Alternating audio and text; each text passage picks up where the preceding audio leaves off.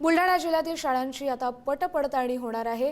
11, 15 आणि 22 एप्रिल या 3 दिवसात पटपडताळणी करण्याचे आदेश देण्यात आले।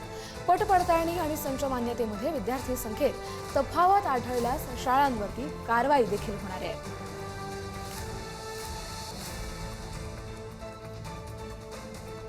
आजचा पेपर 11 तारखेला, 15 तारखेला आणि 22 तारखेला आहे।